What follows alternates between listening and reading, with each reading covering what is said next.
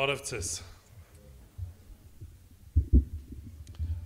Ուրախ եմ, որ իրապես այս առիթ ունենք Տիրոջ առաջ գալու մեծարանքով, պաշտամունքով, երգեցողությամբ։ Իրապես որևիցե մեկս արժանի չէր նրան, ինչի մեջ որ մենք ապրում ենք։ Եվ Տերը ողորմած է գտնվում, Տերը ողորմած է գտնվում մեր կյանքի ամեն վարկյանի համար ու իրապես փառք Աստծուն դրա համար եւ նույնիսկ եթե վերցնենք զուտ ոչ թե այս երկրավոր կյանքի մասին, այլ այն ինչ որ Քրիստոս արեց խաչի վրա, ուղղակի անհամեմատելի է եւ այն ամեն ինչի որ մենք կարիքն իրապես ունենք, Տերը տվել է ու դրա համար պետքա գոհունակ սիրտ ունենանք ու լավագույնն անենք Տիրոջը փառավորելու համար մեր ողջ կյանքով Ուրախ եմ ձեզ համար, ամեն մեկիդ համար, որ Տիրոջը կանչին հնազանդվելով որոշում եք կայացրել քայլել այն ճանապարհով, որը որ Տերը կանչում է։ Ոչ միշտ է այդ ճանապարհը հարթ, այլ հակառակը նույնիսկ ասե ավելի Աստծո խոսքն ասում է, որ փշոտ է, քարքարոտ է, նեղ է, բայց գիտենք մի բան, որ ավարտը այն լավագույնն է ինչի համար, որ նույնիսկ այն ամեն ինչի համար, որ մենք կարող ենք նույնիսկ երազել։ Դրա համար այս գիտակցությամբ պետք է քայլենք եւ այո, երկրից վրա նեղություն պետք է կրենք։ Խնդիրներ գուցե ունենանք, բայց գիտենք, որ Տեր Հիսուս հաղթել է եւ Քրիստոսի հետ մենք էլ հաղթանակ ունենք։ Ուրախ եմ տեսնելու նրանց, որ երկար ժամանակ չէի տեսել, մասնավորապես Մելերին Ուրախ եմ, որ ստեղ ես մեր թանկագին քույր ջան, երկար ժամանակա չենք տեսել, բայց միասին ենք այս ընթացքը ունեցել Տիրոջ ճանապարհի մեջ եկեղեցու հիմնավորման հետ կապված ու հիշում եմ, թե ինչքան դու ինքդ ներդրում ես ունեցել։ Ուրախ եմ, որ այսօր ստեղ ես մեր մեջ ես, թող Տերը օրհնի քեզ։ Նաև ուրախ եմ ձեզ բոլորիդ տեսնելու սիրելներ, որտեվ իրապես սա քաջալերանք է։ Ամեն մեկիս համար առիթ ունենալ միաբանությամբ Տիրոջ առաջ գալու։ Այսօր շարունակելու ենք Մատթեոսի ավետարանի մեր սերտողությունը, 4-րդ գլուխն ենք հասել, ընթերցելու ենք 18-ից 22 համարները։ Բայց մինչ կանադառնանք բուն հատվածին, ուզում եմ մի հետ հայացք ուղենք եւ փորձենք հիշենք Աստվածաշնչում որոշ հերոսների կամ որոշ մեզ քաջ ծանոթ մարդկանց, ովքեր որ հավատքի քայլ արեցին։ Ու մենք տեսնում ենք, որ օրինակի համար նույն 5 տականից Աբրամը, ոչ թե Աբրահամ, այլ Աբրամը, երբ որ Տերը կանչեց, Աստված Աբրամին դարձրեց Աբրահամ։ Հավատքի քայլ արեց ու ամեն բան թողեց, ուղղակի Աբրահամը որոշում կայացրեց գնալու այնտեղ, որտեղ որ Աստված իրեն կանչում էր։ Մենք կհիշենք մի հովվի, պատանի հովվի, որ երբ որ Տիրոջ կանչը եղավ, հնազանդվեց եւ Տերը նրան դարձրեց թագավոր։ Դավիթի մասն է խոսքը գնում։ Այդձև 5 տականում շատ օրինակներ կարանք վերցնենք։ Նոր գտականում կհիշենք մի Մաքսավորի, որը որ դարձավ մեկը, որ ավետարներից մեկը գրեց։ Մատթեոսի մասին է խոսքը գնում կամ նույն Ղևիի։ Կտեսնենք ձկնորսների, որոնք որ դարձան ավետարանիչներ, աշակերտները Քրիստոսի։ Կտեսնենք կրոնավոր մարդասպանի, որը որ Աստծո գործի համար պիտանի մեկը դարձավ, որը որ հեթանոսներին լույսը տարածեց, Պողոս առաքյալը։ Ու այսպես շարունակ, այդ կանչը չի ավարտվել եւ Տերը մինչեւ հիմա կանչում է իր մարդկանց իր գործի համար։ Այս մարդիկ ինչ որ հատուկ հերոսներ չէին, սուպեր հերոսներ չեն, որ մենք հիմա հեռուստատեսությամբ տեսնում ենք, ֆիլմերն են նկարում նման։ Պարզ սովորական մարդիկ էին։ Բայց երբ որ Տեր Հիսուս կանչեց, երբ որ Աստված կանչեց,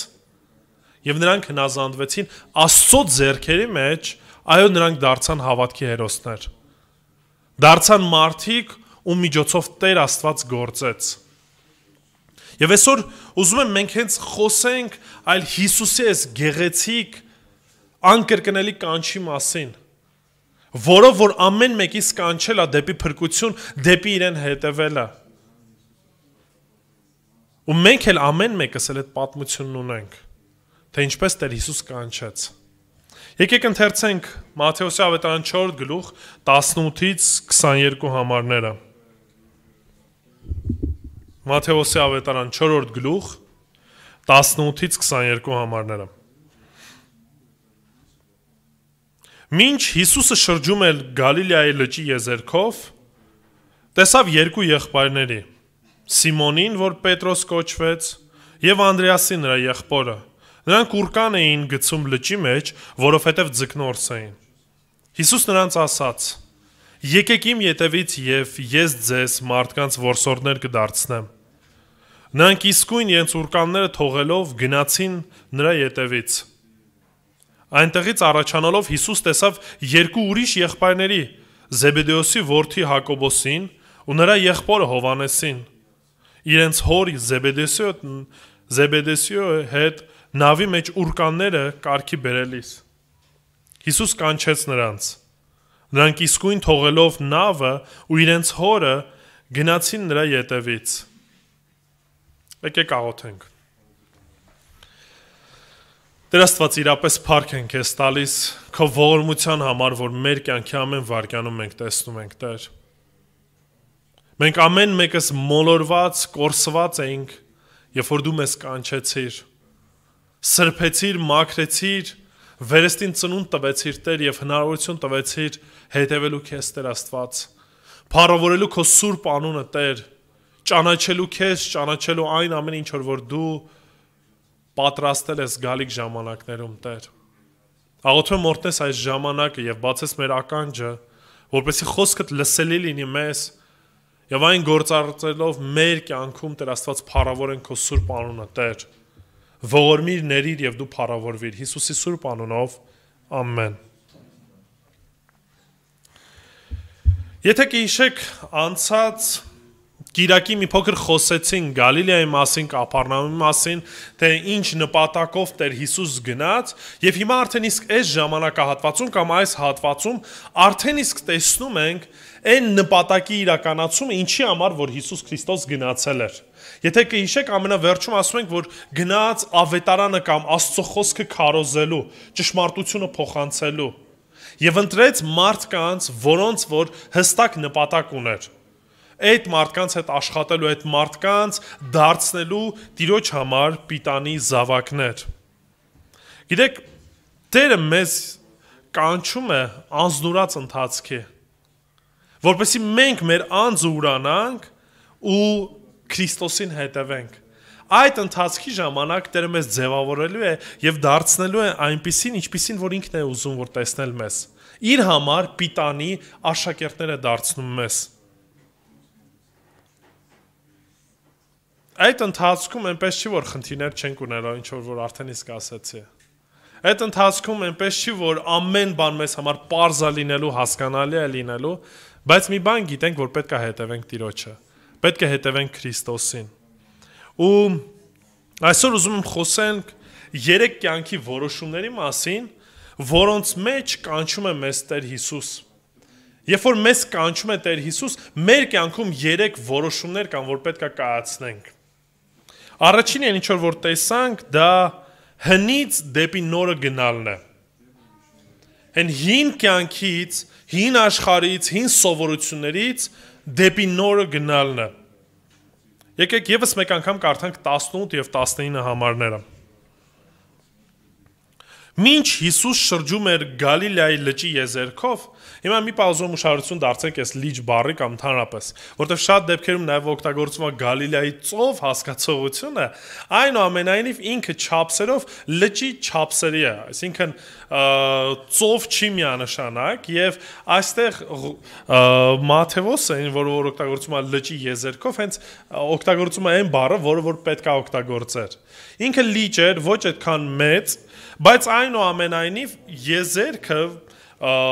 բավականին շատ ձկնորսներ կային, այսինքն բավականին մեծ լիճ էր, որպեսզի շատ մարդիկ ձկնորսությամբ կարողանային իրենց վաստակը ունենային։ Եվ Հիսուս ասում է, պտտվում էր այդ լճի եզերքով։ Եվ ասում է, տեսավ երկու եղբայրների, Սիմոնին, որ Պետրոս կոչվեց։ Ուշադրություն դարձեք, Մատթեոսը արդեն ինչն է ցույց տալիս, Սիմոնը, ով որ Սիմոնն էր, հին կյանքն էր, որը որ ինչ կոչվեց, Պետրոս կոչվեց։ Այսինքն Մատթեոսը հենց ամենասկզբում այս հնից դեպի նոր անցումը ներկայացնում է։ Ցույց է տալիս Սիմոնին, որ ասում է Սիմոնին տեսավ, այն ժամանակ դեռևս Սիմոն էր։ Եվ ասում է, որը որ Պետրոս կոչվեց։ Մենք էլ ժամանակին ամեն մեկս այդ ձևի Սիմոն էինք։ Ամեն մեկս մեր ընթացքին, մեր կյանքին, մեր սովորություններին, մեր ճանապարհով քայլելով եւ Տերը ինչ անում, վերցնում է մեզ, կանչում է եւ փոխում է։ Դարձնում է այն մեկուն, որ ուզում է, որ մեր կյանքում տեսնենք։ Մենք չենք կարա մնանք Սիմոն ու ասենք, դե մենք հետևում ենք Քրիստոսին, չի կարա այդ ձևի բան լինի։ Եթե մեզ Տերը կանչում է դեպի փոփոխությունների։ Չի կարա մարդը Քրիստոսին հետևի ու մնա նույն կարգավիճակում, որովհետեւ փոփոխություն այդ մարդու կյանքում չլինի։ Չի կարա այդ ձև լինի։ Եվ շարունակության մեջ դրա մասին նորից կարդում ենք։ Ասում է, եւ Անդրեասին նրա եղբորը, նրանք ուրկան էին գցում լճի մեջ, ինչու՞։ Որովհետեւ ձկնորս էին, այսինքն ցույց է տալի Մատթեոսը, որ իրանց հին կյանքը սա էր։ Երկու եղբայր ձկնորսությամբ էին զբաղվում, ես այս պահի դրությամբ ինչ էին անում, ուրկաններով էին զբաղվում, ուրկաններն էին գցում լճի մեջ, որպեսզի երկուսով ձուկ բռնեին, ձկնորս էին, սա էր իրենց գործը, սա էր իրենց աշխատանքը, սա էր իրենց հին էությունը, կյանքը, կյանքի նպատակը, ուղղությունը։ Մենք ինչ կյանքով ենք ապրում եւ ինչ կյանքով ենք հիմա ապրում։ Գիտեք, սա մի հարց է, որը որ այո նորից ամեն մեկից պետք է հուզի։ Ինչու, որովհետև եթե ես այս հարցի պատասխանի մեջ չեմ տեսնում տարբերություն, ով որ եմ առաջ եւ ով որ եմ հիմա տարբերություն չկա, ուրեմն խնդիր կա։ Ուրեմն ինչ որ մի բան այն չի։ Ուրեմն դեռևս մնացել են հին կարգավիճակում։ Տեսեք, խնդիրը զուտ աշխատանք փոխելը չի։ Օրինակի համար, չգիտեմ, աշխատում էիր բանկում, Քրիստոսին հավատացիր, վերջ պետքա բանկի աշխատանքը թողնես ու ուրիշ ինչ-որ մի գործով զբաղվես։ Սրա մասին չի ընդհանրապես խոսքը։ Խոսքը կյանքի ընթացքի մասին է։ Քո աշխարհայացի, քո մտածելակերպի, քո ընդհանրապես կյանքի ուղղության ապրում էիր քո ցանկությունները կատարելով եւ հիմա ինչ եմ անում, ապրում եմ Քրիստոսի ցանկությունը կատարելով, Տիրոջ կամքը կատարելով։ Ինչու, որովհետև արդեն իսկ այն հին Արթուրը պետք է ինչ լինի, մահացած լինի, այն հին Արթուրը պետք է մահացած լինի եւ նորը պետք է լինի, ով որ հետևելու է Քրիստոսին։ Եվ արդեն իսկ ստեղ, եթե աշխատանքս կխանգարի, որպեսզի ես հետևեմ Քրիստոսին, այդ դեպքում ինչ պետք է անեմ, Տիրոջ կամքի համեմատ նաեւ պետք է փոխեմ աշխատանքս։ Ինչի, որովհետև կյանքից նպատակը արդեն փոխվել է։ Եվ այս շրջանակում պետք է անեմ այն, ինչ որ Տեր Հիսուս ինձանից ուզում է։ Դրա համար շեշտում ասում է, այս սրանով էին զբաղվում, որովհետև ձկնորս էին։ Հիսուս նրանց ասաց. Եկեք իմ ետևից, եւ ես ձեզ մարդկանց որսորդներ կդարձնեմ։ Տեսնում եք տարբերությունը նորից։ Սիմոնը պետք է դառնար Պետրոս, այս ձկնորսները պետք է դառնային մարդկանց որսորդներ։ Ինչ մարդկանց որսորդների մասին է խոսքը գնում, ինչ պետք է անեին։ Ավետարանը պետք է քարոզեին, պետք է գնային ճշմարտությունը քարոզեին։ Պետք է գնային ու ամբողջ աշխարհով մեկ փրկությունը ավետեին։ Սա էր դառնալու նրանց հիմնական գործը։ Այն բանի մեջ, ինչի մեջ, որ Տեր Հիսուս նրանց կանչեց։ Ամեն մեկս կանչված ենք ավետարանը քարոզելու։ Ոչ միայն քարոզիչները, ոչ միայն առաջնորդները, այլ բոլորի կանչն է սա։ Այո, որոշները պարգևն ունեն ավետարան չի, որոշները այդ պարգևը չունեն։ Որոշները պարգևն ունեն ուսուցչի, բայց որոշները չունեն։ Բայց դա չի նշանակում, որ եթե որևիցե մեկ ավետարանչի պարգևը չունի, ուրեմն ինքը պետք է լուռ մնա։ Դա չի նշանակում, որ եթե որևիցե մեկը ուսուցչի պարգևը չունի, նա չպետք է ուսուցանի, չպետք է սովորացնի։ Ոչ, ամեն մեկս մեր շրջանակում, մեր կարողությունների շրջանակում ինչ պետք է անենք։ Պետք է ավետարանը քարոզենք։ Ես կանչված եմ դրա համար։ Տեր Հիսուս պահում է իր եկեղեցին, ինչի համար, որպեսզի գնանք ու աշակերտներ դարձնենք։ Խաչ դնելով չի, ինչ որ ծիսական արարողությամբ չի։ Մեդալով չի, որ ասենք հատուկ խաչեր ունենք, հենց վզին դրեցինք, վերջ ավտոմատ դարձավ քրիստոնյա։ Այսպես չի։ Պետք է գնանք ու ավետարանը քարոզենք։ Սրա համար է մեզ Տերը կանչել։ Չենք կարեն 5 կյանքով ապրենք,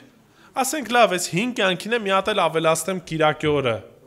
Ադե պաշտամունքա մի հատ կգնամ, Կիրակի օրը ընդամենը, մի քանի ժամ կանցկացնեմ ու վերջ։ Հասկանում եք, սա խապկանք է։ Սա ուղղակի թեթև մի փափուկ բարձ դնելը մեր գլխի տակ, որ մենք ինքներս մեզ հույս ենք տալու, որ մենք Քրիստոսին հետևում ենք, բայց ճշմարտության դեպքում չէ։ Ոչ մի բան կյանքից մեզ չի փոխվել։ Ոնց ապրում էի, տենց էլ ապրում էի։ Հիմա մի քիչ ավելացել է քրիստոնեական լեքսիկոնը, բառապաշարն է մի փոքր փոխվել։ Նոր շրջապատ ունեմ հոգևորների կամ քրիստոնյաների շրջանակում եւ վերջ մնացած կյանքս մինչեւ Քրիստոսին ճանաչելը եւ Քրիստոսից ճանաչելուց հետո նույնն է։ Ոչ էլ շրջապատող մարդիկ են ինչ որ փոփոխություն տեսնում։ Սրա մեջ խնդիր կա, ժողովուրդ։ Եթե Սիմոնը արդեն Պետրոս չի դարձել, եթե այն հին ձկնորսը մնացել է հին ձկնորս, ուղղակի ժամանակ առ ժամանակ ներկայացնում որ ինքը մարդկանց որսորդ է, սա խնդիր է։ Քանիսը տա ձեր կյանքում, ձեր հոգևոր կյանքում առիթ ունեցել Աստծո խոսքը վկայելով։ Շատ առիթներ ենք ունենում։ Հիմա հարցը երկրորդն է, քանիսս ենք այդ առիթը օգտագործել։ Քանիսս ենք մտածել գոնե այդ ուղղությամբ։ Հիմա մի տուն ունեմ Վարչով տալու, այն օրը մտածում եմ ու աղոթք եմ անում, ասում եմ Տեր Աստված, այնպիսի մարդկանց ուղարկի, որ առիթ ունենան վկայելու, խոսելու, որտեվ այնուամենայնիվ այդ մարդկանց հետ շփում եմ ունենալու։ Գիտեք ինչ կա, հիմա չեմ ուզում ինձ սենց գովաբանեմ, ասեմ տեսեք ինչ լավ եմ մտածում բան, չէ, բայց սա փոքրիկ ինչ որ մի բան է, հասկանում եք։ Ամեն մեկս մեր շրջանակում գոնե ամենակիչը պետք է մտածի սրա մասին։ Աշխատանքիս վայրում։ Քանիսը գիտեն, որ ես Քրիստոսինն եմ, ու քանի անգամ եմ ես փորձել օգտագործել ավետարանը քարոզելու։ Ասեմ սրա հետ մեկտեղ մի քիչ վտանգել կա, ինչի։ Որտեվ եթե ես ավետարանն եմ քարոզելու, նշանակում է մարդիկ արդեն ինձ այլ կերպ են նայելու։ Ես պետք է համապատասխանեմ այն քարոզին, որը որ քարոզելու եմ, որովհետև եթե ես լավ վարք չունեմ աշխատանքից տեղում, բնական է որ լուռ եմ մնալու, որովհետև եթե ինչ-որ մի բան ասեմ, ասելու են դու ինչ ես խոսում։ Այսինքն քո կյանքը ու քո խոսացածը, քո ավետարանածը չի բռնում իրար հետ։ Դրա համար այո, այս փոփոխությունը Քրիստոսին հետևելը դա ինչ որ մի փոքրիկ իրադարձություն չի, Կիրակից Կիրակի չի։ Դա կյանքի ողջ էության փոփոխություն է, մտածելակերպի փոփոխություն է, խոսքի փոփոխություն է, հասկանում եք։ Դա ընթացք է։ Քայլել նշանակում է լիովին տրվել Հիսուս Քրիստոսին։ Չենք կարա նույն կարգավիճակում գտնվենք, ինչ որ առաջ ենք։ Դրա համար երբ որ հարությունից հետո Պետրոսը որոշեց հետ գնային 5 գործի ձկնորսության, հիշում եք Հիսուս ինչ հարց տվեց։ Ասեց սիրում ես ինձ։ Ու 3 անգամ այս հարցը տվեց, ասեց եթե սիրում ես, ուրեմն գնա ու արածեցրու իմ գառներին։ Հասկանում եք, ես չեմ ուզենա, որ Քրիստոս մեզ այս հարցը տա, ասի սիրում ես ինձ։ Սիրում ես ինձ։ Որտեվ հեշտ է ասել հետևում եմ Քրիստոսին։ Հեշտ է ասել, որ ես Քրիստոսինն եմ, բայց արդյոք իրապես ճշմարտապես Տիրոջը սիրում եմ։ Ճշմարտապես հին բանից դեպի նորը անցել եմ, թե ոչ։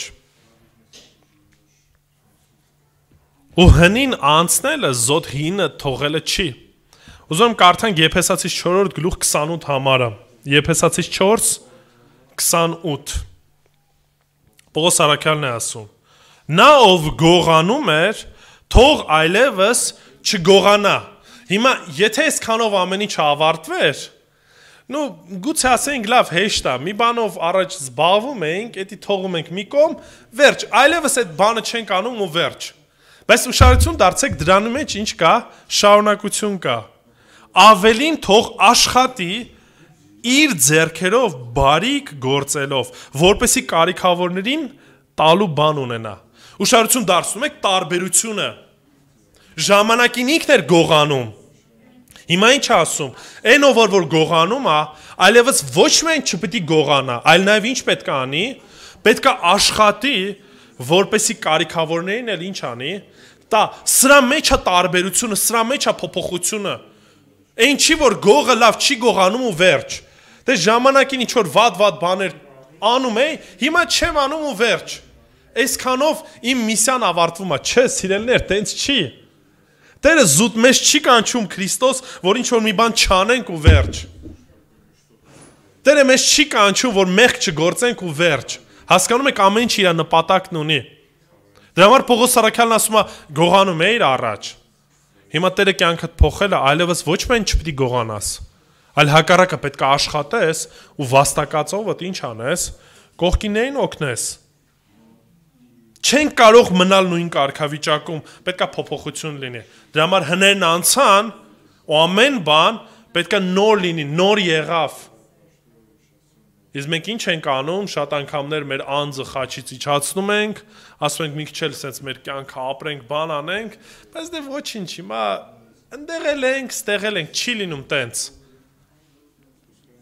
Կամ Սիմոն եմ, կամ Պետրոս եմ։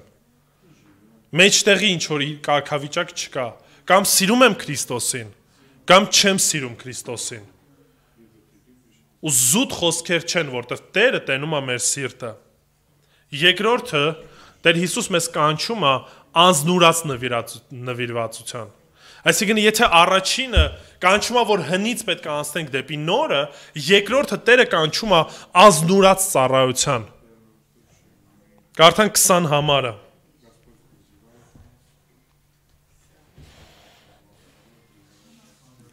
Չորդ գլուխ 20 համարը։ Նրանք իսկույն իրենց ուրկանները թողելով գնացին նրա ետևից։ Հիմա ուշադրություն դարձրեք այս բառին, նույնիսկ որ ասում է իսկույն, հենց այդ վարքյանին։ Ինչ ասեցին Քրիստոսին։ Հա, Քրիստոս ջան, քեզ կհետևենք, բայց թույլ տուր այս ուրկանները բան անենք, առանձնացնենք, չգիտեմ, տանենք տուն, պատրաստվենք, հարմար շորեր հագնենք, նոր հետևենք քեզ։ Կամ սպասի, չգիտեմ, մեր գործերը ավարտենք, նոր կգանք կհետևենք քեզ։ Սպասի մեր ջահելությունը վայելենք, նոր դրանից հետո կգանք։ Գիտեք, այնքան մարդկանցից եմ լսել, ասում են դե ջահել տղա ես, քեզ պետք է անգելես։ Էլի կարծես, էդի տարեց մարդկանց մասին է խոսքը գնում, որ պետք է հետևեն Քրիստոսին։ Չէ, ժողովուրդ, ստեղ երբ որ ասում է պետք է ամեն բան թողես ու գաս, դա ցանկություն չի։ Դա լավ կլինի, որ սենց լինի, այդ ձև չի, հասկանում եք։ Կամ թողում ես ամեն բան ու գալիս ես։ Կամ էլ դու ինքդ քեզ խաբելու ես։ Առանց ավելորդ հարցերի։ Այո, լսել էին Քրիստոսի մասին, այնպես չի, որ առաջի անգամ էին Քրիստոսին տեսնում։ Քրիստոսի մասին լսել էին, հրաշքների մասին գիտեին, նույնիսկ տեսնում ենք, որ Հովանեսի աշակերտներից էին, այսինքն Քրիստոսին գիտեին, ճանաչում էին որպես Մեսիա։ Երբ որ Մեսիան իրանց ինչ արեց, կանչեց, այդ ժամանակ ամեն բան թողեցին։ Չգիտեին դեռևս ինչ է իրանց սպասվում։ Չգիտեին ինչ ընթացք են ունենալու, բայց այնուամենայնիվ, երբ որ Տերը կանչեց, թողեցին ու գնացին։ Գիտեք, Տերը նույնպես մեզ է կանչում։ Հիսուս Քրիստոս նույնպես մեզ է կանչում։ Ու այդ ժամանակ մենք պետք է որոշում կայացնենք։ Նորից կիսատ պրատ չի լինելու ժողովուրդ։ Եթե կիսատ եք ինչ-որ մի բան անելու, տենց կիսատ էլ թողելու եք, այսինքն ոչ ընդեք լինելու, ոչ ընդեք, կան այդ ձևի մարդիկ, ոչ հոգևոր են, ոչ էլ աշխարհիկ են, հասկանում եք։ Այսինքն սենց կարծում են, որ կկարողանան դե մի քիչ ստեղել, մի քիչ էլ ընդեղել, մի պուճուր, դե շատ չէ, լավ, ծառայություն ապետ մի պուճուր կանեմ, բայց մնացածը թողեք ինձ մի կպեք, կիրակի օրը ուզում եք պաշտամունքին գամ, կգամ, կնստեմ, ես իմ տեղը կզբաղացնեմ, այսքանով ինձ բավարարվեք, հասկանում եք։ Կան այս ձևի մարդիկ, կան այս ձևի հավատացյալներ, հա հավատում եմ Քրիստոսին, բայց մնացած ժամանակը իմն է։ Ամուսնության հարց կա, եկեք թողեք դա ես որոշեմ։ Իմ կյանքս այնուամենայնիվ, չէ, թողեք ես որոշեմ։ Մի մտեք դրա մեջ։ Ֆինանսի հարց է, դա էլ թողեք ես կորոշեմ։ Մի մտեք դրա մեջ։ մի փուչուր մասնակցություն կունենամ։ Քրիստոսը տես չասեց, ասեց թողեք ու հետևեք ինձ։ Ժամանակ կար, որ դրանից հետո Պետրոսը հարց է տալի։ Ասում է ամեն բան թողեցինք Տեր Հիսուս։ Քեզ հետևեցինք։ Հիմա մենք ինչ ենք ստանալու։ Հիմա մենք էլ կարող է այդ հարցը տանք, ասենք լավ Տեր Աստված, ամեն բան պետքա թողենք, որ թողեցինք, արդյունքը ինչ է լինելու։ Այդ անզորած ծառայության արդյունքը ինչ է լինելու։ Հիսուս պատասխանում է Մատթեոս 19-րդ գլուխ 27-ից 30 համարները։ Մատթեոս 19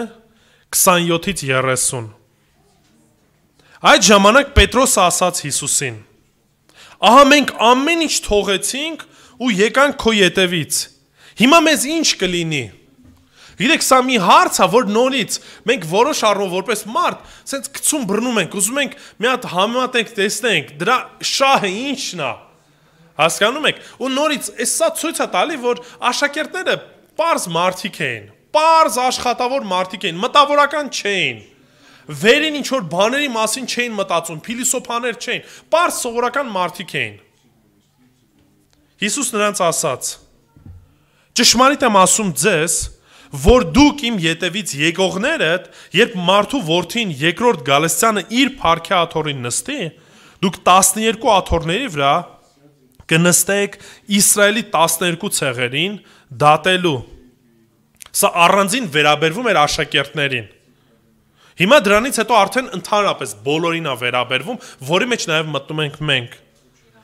Ամեն ոք, որ իմ անվան համար թողել է տունը, կամ եղբայրներին, կամ քույրերին, կամ հորը, կամ մորը, կամ կնոջը, կամ զավակներին, կամ արտերը, հարուրապատիկը կստանա ու հավիտենական կյանքը կժառանգի։ Հիմա ուշադրություն դարձեք այստեղ։ Նորից հետևել Քրիստոսին չի նշանակում բաժանվել կնոջիցդ։ Չի նշանակում հորդ ու մորդ թողնես, ասես վերջ, ես գնում եմ Քրիստոսին հետևելու։ Ասեմ, որ փարիսեցիների մոտ սենց առիթ կար։ Ասում էին, գիտես ինչ կա, ասա նվիրատվությունը տալիս ես տաճարին կամ որոշակի գումար։ Ու ասա վերջ, անպարտ եմ։ Հորդ ու մորդ էլ պարտադիր չի, որ տիրություն անես։ Ու դրա համար Հիսուս հանդիմանեց, ասեց, ձեր ավանդությունների համար Աստծո օրենքն եք ծռում։ Բայց կարա լինի դեպքեր ու նման դեպքեր լինում են։ Երբ որ մարդը որոշում է կայացնում հետևի Քրիստոսին, բարեկամների հետ կապված խնդիր է ունենում։ Նույնիսկ ամենամոտ հարազատների հետ կապված խնդիր է ունենում։ Դա մեն Հիսուս ասեց, երբ որ ես եկա, որպեսզի սուր բերեմ, բաժանություն բերեմ։ Եվ այո, սա է ճշմարտությունը, երբ որ մեկը ճշմարտապես հետևում է, նվիրվում է էությամբ լիարժեք Քրիստոսին, խնդիր է ունենում ում հետ։ Հարազատների հետ, ընկերների հետ, մարդկանց հետ, ովքեր որ չեն հասկանալու, ինչի որտեվ արդեն իսկ մտածելակերպի փոփոխություն է տեղի ունենում, արդեն իսկ շարժառիթի տարբերություն է լինում, կյանքի ընթացքի տարբերություն է լինում, եւ այս շրջանակում Տեր Հիսուս զգուշացում է, որ նման բաներ լինելու են, բայց դրա հետ մեկտեղ ասում է, եթե թողեք հայր, մայր, կնոջ զավակներ կամ արտեր, հարստության մասին խոսքը գնում, կյանքդ ինչ անես, նվիրես Քրիստոսին, ասում է հարուրապատիկը կստանաք, ոնց ենք ստանում։ Եկեղեցին է մեր հարազատությունը, մեր ընտանիքը դառնում։ Եվ այո, հարուրապատիկն է ստանում։ Դրա համար երբ որ գնում ենք ուրիշ երկրներ, անծանոթ մարդիկ, բայց այնուամենայնիվ եկեղեցի են, ընդունում են տունդ եւ հարազատի պես ես։ Ու քույրդ է, եղբայրդ է, որին որ երկար ժամանակ չես տեսել։ Եվ այո, երկրից վրա նույնիսկ Տերը ողորմած է գտնվում ու այն ինչ որ նույնիսկ չենք պատկերացնում, Տերը շնորհում է նաև դա։ Բայց ամենակարևորը դա հավիտենական կյանքն է, որը որ այստեղ շատ հստակ կարդացինք։ Դա համար 30 համարի մեջ ասում է շատերը, շատ առաջիններ ինչ կլինեն, վերջիններ կլինեն, իսկ վերջինները առաջիններ։ Մարդկային տրամաբանությունը հակառակն է ասում, եթե կորցնում ես, չես կարող գտնես։ Հիսուս ասում է ամեն բան կորցրեք, ձեր անձը ուրացեք եւ ինչ կանեք, ձեր անձը կգտնեք։ Դա համար Ղուկասի ավետարան 9-րդ գլուխ 24 համարն ասում է, որովհետեւ ով ցանկանա իր անձը փրկել, ուշադրություն դարձրեք, անձը փրկելը քո կյանքի համար ապրելն է, քո նպատակների, Քո ճանապարհներով, քո մտածելակերպով, քո անձը ուզում ես փրկես, քո անձի համար ես ամեն բան անում։ Ով որ կփորձի իր անձը փրկել, այն ինչ կանի կկորցնի։ Որտեվ մարդը ինքը իրանով չի կարա իրան փրկի։ Չես կարա փրկես։ Ինչ ուզում ես հասի, ինչին ուզում ես հասի, վերջնական արդյունքը լինելով դատապարտություն։ Եթե Քրիստոսին չունես։ Իսկ ով ինձ համար, Քրիստոսն ասում, ով ինձ համար իր անձը ինչ անի, կորցնի, նա կփրկի այն։ Աբսուրդ է, չէ, ժողովուրդ։ Մի քիչ անհասկանալի է, չէ, բայց սա է Տիրոջ տրամաբանությունը, սա է այն, ինչ որ Քրիստոսն ասում է։ Սա է նշանակում թողել ամեն բան ու Քրիստոսին հետևել։ Այն երկրորդ տարբերակը ամբողջ Հայաստանն էլ հետևում է Քրիստոսին, էլի։ Անունով քրիստոնյա ենք։ Ամեն մեկն է գոնե ամենակիչը մի հատ խաչ ունի, ոսկի։ Հասկանում եք, այդ ձևի հետևելը, այդ ամեն ինչը, դրա մեջ ոչ անznորացություն կա, ոչ մի բան չկա։ Դա ուղղակի ինչ որ մի հավելյալ մի բան է, որ կյանքում ինչ որ կարծես թե ավելացնում ես, չի լինում տենց։ Ամեն բան, ամբողջ կյանքդ, ամբողջ էությունդ տալիս ես Քրիստոսին հետևելու։ Ու Տերն ասում է. քո անձը տվեցիր, կգտնես, կշահես։ Նույն տրամաբանությամբ Մատթեոս 16:24 համարը։ Այն ժամանակ Հիսուս իր աշակերտներին ասեց. եթե մեկը կամենում է իմ ետևից գալ, թող ուրանա ինքն իրեն։ Տեսնում եք, քանի անգամ ես նույն թեմայի շրջանակում չես կարա հետևես Քրիստոսին ու քո ցանկությունները առաջ բերես։ Չի լինում տենց։ Շատ մարդիկ կան ասում են, Աստծուց էս ենք խնդրում, էս ենք ասում, էս ենք անում, չի մեզ տալի։ Ինչի չի տալի, որ ուրեմն Աստված չկա, հասկանում եք մարդկային տրամաբանությունը։ Եթե մեր ուզածը չի ստացվում, ուրեմն Աստված չկա, բայց հակառակը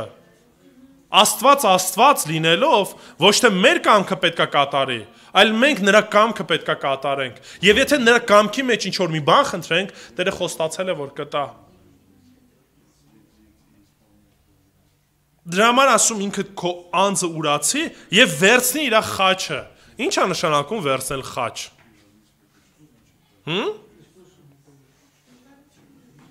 Իր խաչը վերցնել ինչ։ Խաչ ինչի համար էր։ Խաչվելու չէ, սպանելու գործիքներ։ Քրիստոս խաչը վերցեց, գնաց Գողգոթա, ինչ եղավ, մահացավ։ Մահանալու մասին է խոսքը գնում։ Հիսուսին հետևել նշանակում է հին կյանքդ, հին էությունդ մահացած լինել, թողնել մի կողմ։ Մկրտության խորհուրդը նույնպես դրա մասին է խոսքը գնում, որ ես ինչ եմ արել, մահացել եմ, թաղված եմ այս ամեն ինչի համար, աշխարհի համար, իմ եսի համար, այլևս Արտուրը չկա։ Խաչը վերցնել դա է նշանակում։ Ուրիշ բան չի նշանակում։ Երբ որ հրեաները լսում էին խաչը վերցնել, հիմա մեր համար sense խաչ, բան, մի քիչ ուրիշ բան ենք պատկերացնում։ Խաչ վերցնել նշանակում է պետք է մահանաս։ Վերջ։ Մահանաս ու հետևես Քրիստոսին։ Եսս թողնում եմ մի կողմ ու լիարժեք նվիրվում եմ Քրիստոսին։ Սրա մեջ է կանչում Տերը մեզ։ Այլ բանի չի ասում։ Կային մարդիկ, ովքեր որ փորձեցին կիսատ պրատ հետևեն։ Հիսուս չընդունեց։ Որոշներն ասում են թող գնամ հորս թաղեմ, արդ եմ առել, էս եմ առել, են եմ առել, Հիսուսն ասեց ինձ համար պետքական չեք։ Ոչ էլ կարակ կիսատ գաք, հետո հետ գնաք, չի լինում տենց։ Ուրեմն Տերը մեզ, երբ որ կանչում է անznուրած նվիրվածության, ծառայության։ Երրորդը, երբ որ Տերը մեզ կանչում է, մեզ մենակով չի կանչում։ Կանչում է համագործակցությամբ նաև։ Կարդանք 21 և 22 համարները։ Այնտեղից առաջանալով Հիսուսը տեսավ երկու ուրիշ եղբայրների՝ Զեբեդեոսի որդի Հակոբոսին ու նրա եղբորը Հովանեսին։ Իրենց հոր Զեբեդեոսի հետ նավի մեջ ուրկանները կարգի բերելիս։ Հիսուս կանչեց նրանց։ Հիմա շարություն դարձրեք։ Երկուսին կանչեց, հետո դրանից հետո շարունակում է։ Եվ ասում է տեսավ եւս երկու եղբայրների, Հակոբոսին ու նրա եղբոր Հովանեսին։ Ու իրենց էլ է կանչում իրեն հետևելու։ Տերը մեզ դրել է եկեղեցում եւ նույնիսկ հենց ամենասկզբից տեսնում ենք, որ մեկ հոգով չէր ամեն բան տեղի ունենում։ Մեկ հոգին չի, որ ամեն բան անում էր։ Այլ Տերը կանչում է խմբին, Տերը կանչում է համագործակցության, որ մենք մեկս մյուսով պետք է Տիրոջ գործը կատարենք։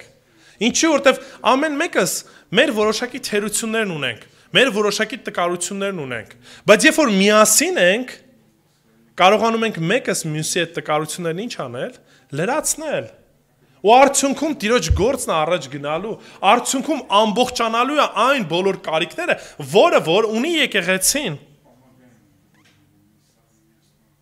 Հիսուս կանչեց նրան ուշադրություն դարձրեք 22 համարը։ Նրանք իսկույն թողելով նավը ու իրենց հորը գնացին նրա ետևից։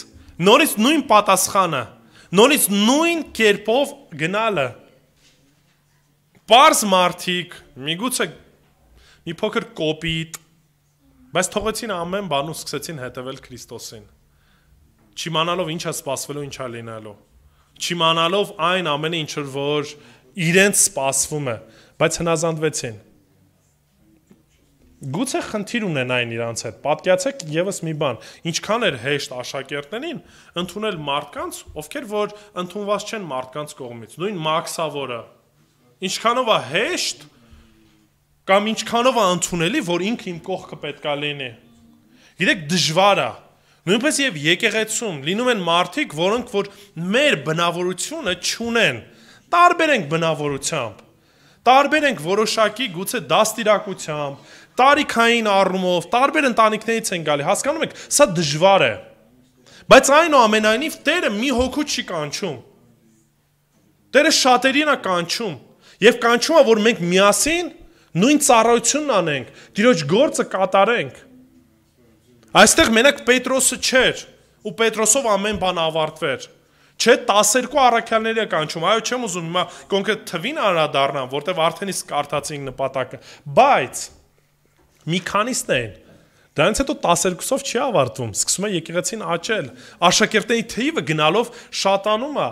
եւ այո խնդիրներ լինում են, դժվարություններ լինում են, բայց Պողոս առաքյալը եկեղեցին ներկայացնում է որպես մեկ, ինչ, մարմին, որ ունի շատ տարբեր անդամներ, բայց մեկ մարմինը, մեկ նպատակի համար է գործում։ Չեմ կարող ես մենակս ամեն բան անեմ։ Առաջի Կորինթացիս 12-րդ գլուխ 13-14 համարները։ Որովհետև մենք ամենքս էլ մեկ հոգով մկրտվեցինք, մեկ մարմին լինելու համար։ Ում մասին է խոսքը գնում։ Եկեղեցու։ Եկեղեցով մենք որպես մեկ մարմին ենք, Քրիստոսի մարմին ենք։ Թե հրեաներ, թե հույներ, թե ծառաներ, թե ազատներ, ամենքս էլ մեկ հոգուց խմեցինք, ուշադրություն դարձնում եք տարբերությունը։ Թե հրեաներ, թե հույներ։ Հրեաների համար հույները հեթանոս էին, մարդիկ էին, ում հետ որ իրանք գործ չունեն։ Ծառաներ եւ ազատներ, տարբեր արդեն խավի աստիճանի մարդիկ։ Բոլորս մեկ դարձանք Քրիստոսով, մեկ մարմին եղանք, որովհետև մարմինն էլ մեկ անդամից չկազմված, այլ բազում 24 ու 27 համարները, իսկ մեր պարկեշտ անդամները դրա կարիքը չունեն, բայց Աստված մարմինը բարեխառնել է ցածրին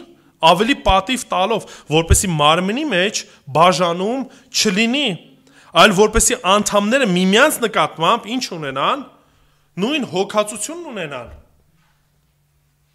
Եթե Քրիստոս կանչել է ինձ, նաև կանչել է եղբորս, նաև կանչել է քրոջս, ես չեմ կարող իրան այլ կերպով վերաբերվեմ։ Ասեմ դե ինքը էս կողմ, այն կողմ, հասկանում եք, այո ես նորից ասում եմ, դժվարություններ, հարցեր, խնդիրներ լինում են։ Բայց Տերը մեզ կանչում է միասնականության, միաբանության։ Ես առանձին հերոս չեմ, որ ամեն բան մենակս եմ անելու ու ամեն բան իմ մասին է խոսքը գնում։ Չէ, սիրելիներ։ Ես առանց ձեզ չկամ, եւ նույնպես եւ դուք ամեն մեկս մենք մեկս մյուսի կարիքն ունենք։ Սա նոր բան չէ։ Սկսած ծննդոցից ասեց Ադամը լավ չէ որ մենակ լինի եւ շարունակության մեջ մենք տեսնում ենք որ մարդը հենց սոցիալական էակ է։ Մենք սիրում ենք եւ մենք լիարժեք ենք մեզ զգում, երբ որ մենք խմբի մեջ ենք, մենք առանձին մարդուն առանձնացրեք կխենթանա։ Դրա համար օրինակի համար կամ պատիժներ է ձևի բանտերում, որ առանձնասենյակ են դնում մի որոշ ժամանակ։ Ինչու, որովհետև սա խնդիր է մարդու համար, սա պատիժ է մարդու համար։ Իսկ մենք եկեղեցու մեջ լինելով շատ դեպքերում մենք առանձնանում ենք, կտրվում ենք, կարծես ամեն մեկը սենց ինչ-որ մի տեղ գտել ենք, ամեն մեկս մի տեղ մի շրջանակում ապրում ենք ու վերջ չի լինում տենց նորից։ Սա ընտանիք չի դառնում։ Եթե մեկս մյուսի հետ միաբան չենք, Քրիստոս ինչպես ինձ է կանչել, նույնպես եւ քեզ է կանչել։ Այո, կանչել է տարբեր ծառայությունների, բայց կարևորության առումով կարծես ես ձև ասեմ, կանչի առումով կանչողը նույնն է։ Նույն բանի մեջ է կանչել։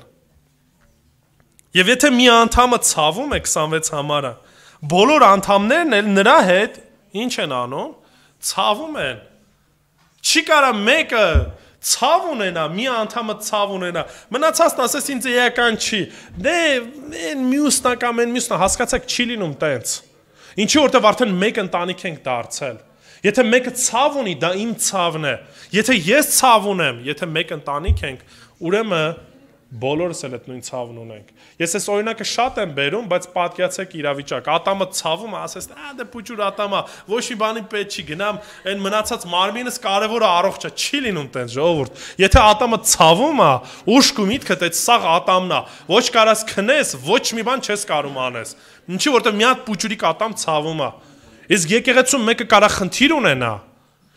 մեկը կարա շաբաթներով չգա, ու մեզ համար դա անհոգ լինի։ Ասենք դե ոչինչ թող մեկ ուրիշը կայցելի, մեկ ուրիշը կզանգի, մեկ ուրիշը ես իմ համար առանձին իմ աչքս քաշած ապրում, չէ ժողովուրդ, տենց չի։ Տերը իրանել է կանչել։ Ու ամեն մեկս մյուսի կարիքն ունի, եթե մեկը ցավում է, բոլորն են ցավում։ Ու եթե մի անդամը փառավորվում է, բոլոր անդամներն էլ նրա հետ ինչ են անում, ուրախանում են։ Ինչու որտեվ մեկ նպատակ ունենք։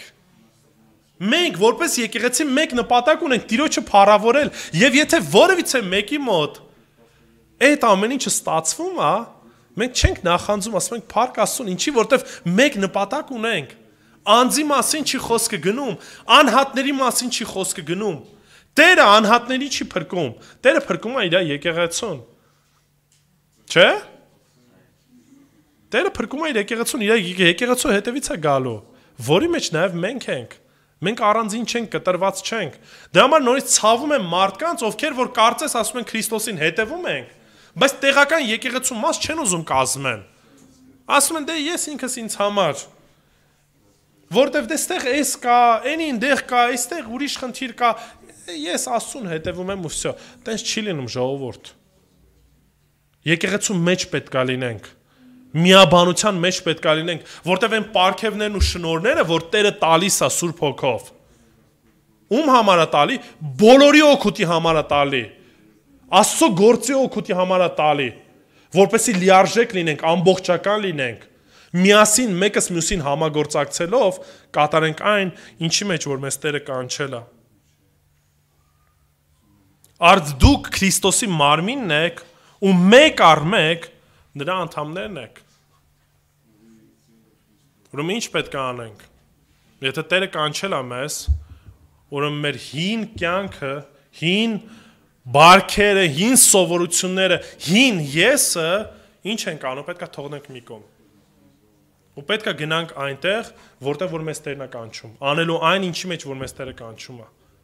Երկրորդը այն ամեն ինչ որ անում ենք, պետք է լավագույնն անենք։ Կիսատ պրատ նորից Աստծուն հաճելի չի։ Կիսատ պրատ համ ստեղ եմ, համ ընդեղ եմ չի լինում ժողովուրդ։ Քրիստոս կանչել է, որ պետք է ամեն բան թողնենք ու հետևենք։ Որտեվ եթե նորից հետ վերադարձանք այն նույն ուրկաններին, այս հարցն առաջ գալու, սիրում ենք Քրիստոսին թե չէ։ Տիրոջին ենք թե ոչ։ Շատերն ասում են դե տեսեք, շատերը հետ կանգնեցին այս կողմենքով, երբեք էլ չէին հետևում Քրիստոսին։ Ժամանակավոր պահել էին ուրկանները հողի մեջ փաթաթել էին, Գնացել էին տենային, թե ինչ առիթ կա, ինչ օգուտ կա։ Տեսել են իրանց սպասված ձուկը քիչ է, գնացել են էլի հին նույն ուրկաններին։ Դրա համար էլ հետ են կանգնել։ Բայց այն որ ամեն բան թողնում է, դրան հետ չի վերադառնում։ Ինչի որտեվ Տեր Հիսուս Քրիստոս շատ հստակ ասեց. Իմ ոչխարները ճանաչում են ինձ եւ ինչ են անում, եւ հետևում են ինձ։ Լսում են իմ ձայնը։ Այն որ չի հետևում Քրիստոսին, այն որ Քրիստոսի ընթացքի մեջ չի, Քրիստոսի ոչխարները չի, Քրիստոսին չի էլ ճանաչում։ Ուղղակի պայտակ խառնվել էր, հետո էլի գնացել է նույն իր հին ճանապարհին։ Եվ երրորդը, երբ որ Տերը մեզ կանչում է համագործակցության։ Մենք մենակ չենք, որպես քույր ու եղբայր միասին, որպես մեկ եկեղեցի, մեկ ընտանիք, հետևում են Քրիստոսին իր փառքը բերելով, իր գործը կատարելով, իր նպատակները իրականություն դարձնելով, ոչ թե սեփական ինչ որ մեկի կամ մեր ցանկությունները կատարելով, այլ կատարելով Տիրոջ գործը, Տիրոջ կամքը։ Ու այս ժամանակ Տերը խոստանում է, ասում է, եթե թողեցիք, եթե հետևեցիք ինձ, հարուրապատի կստանալու եք։ Ու դրա հետ մեկտեղ նաև հավիտենական կյանքը, որը որ վեր ամեն բանից։ Ինչ օգուտ, եթե ամբողջ աշխարհը շահեք, բայց ձեր անձը կորցնեք։ Դրա համար եկեք հետևենք Քրիստոսին։ Եկեք ճշմարտապես թողնենք մի կողմ մեր եսը, մեր ցանկությունները, ամեն մեկս մեր գտնված վայրում։ Ու աղոթ կանենք, ասենք Տեր Աստված, որպեսզի մեր ընթացքը իրապես Տիրոջը փառք բերի, որպեսզի խանձված հավատացյալներ չլինենք, որ դե հավատացինք, փրկվեցինք ու վերջ, չէ, միասին միաբանությամբ Տիրոջը գործը գործենք ու լավագույն օրինակը լինենք մեր շրջապատող մարդկանց համար, մեկս մյուսի համար ու մեկս մյուսի համար քաջալերանք լինենք։ Եկեք աղոթենք։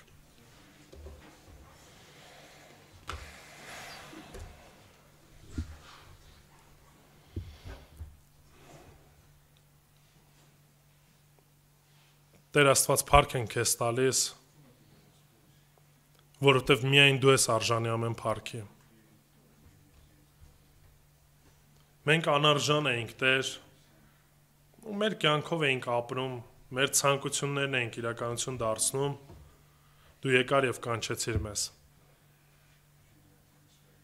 Սրբեցիր մեզ ամեն մեղքից, հանեցիր մեզ ցեխից, ունայն կյանքից, որը որ տանելու էր դեպի կործանում, ու կյանք տվեցիր եւ ել ավելի կյանք տվեցիր։ Դու խոստացար, որ եթե քեզ հետևենք, Տեր, հարուրապատիկը քեզանից ստանալու ենք, բայց ամենակարևորը, Տեր, հավիտենականությունն ենք ստանալու, որը որ անցկացնելու ենք քեզ հետ։ Օգնի, որ գնահատենք դա։ Օգնի, որ չշեղվենք, Տեր, աչու ձախ չնայենք, չլինեն պահեր, որ դու կարիք ունենաս հարցնելու, ասելու մեզ սիրում ես թե ոչ։ Որտեվ շատ անգամներ տրվում ենք մարմնի նորից ցանկություններին։ Կարծում ենք կարանք կիսատ պռատ կյանք ապրենք։ Կարծում ենք, որ կարանք ասենք, որ քոնն ենք, մի ոտքը կարծես քեզ հետ լինի եւ մի ոտքը դուրսը լինի, Տեր։ Ներիր մեզ։ Ներիր, որ շատ անգամներ քո խոսքը տարածելու հնարավորություն ենք ունենում եւ լուռ ենք մնում։ Գուցե ամաչում ենք, վախենում ենք, կամ գուցե կարծում ենք, որ ինչ որ բաներ չգիտենք, Տեր։ Դու մեզ խիզախություն տուր, Տեր, քայլելու եւ ճշմարտապես աշակերտներ դարձնելու։ Դու մեզ խիզախություն տուր, Տեր, վկայելու քո կյանքի եւ քո փրկության մասին։ Այն բոլոր մարդկանց, որ մեր առաջ բերում ես։ Օգնի, որ աղոթող լինենք, Տեր Աստված։ Եթե բաներ կան, որ դեռևս չեն կարողանում ձերբազատվել, Տեր, դու ողորմիր, դու գթա, Տեր, որ իրապես ամեն բան, ամեն հին սովորություն, ամեն հեշտ պաշարող մեղք մի կողմ դնենք, Տեր Աստված, եւ վազենք այն ասպարեզը, որի մեջ որ մեզ կանչել ես, Տեր։ Օգնի, որ այն ամեն ինչ որ անում ենք կլինի ծառայությունների շրջանակում լավագույնն անենք։ Ամեն բան նվիրենք դրան, որովհետև մեր նպատակը, Տեր Աստված, երկնքում գանձեր դիզելն է, այլ ոչ թե երկրից վրա։ Եվ Տեր Աստված, օգնի, որ միաբան լինենք քո մեջ, Տեր, որպես մեկ մարմին, որպես մեկ եկեղեցի, հավատարիմ կերպով քայլենք եւ լավագույն օրինակը լինենք մարդկանց համար, որ դու ես մեր Տերը, ու դու ես մեր Փրկիչը։ Հավիտյանս հավիտենից, ամեն։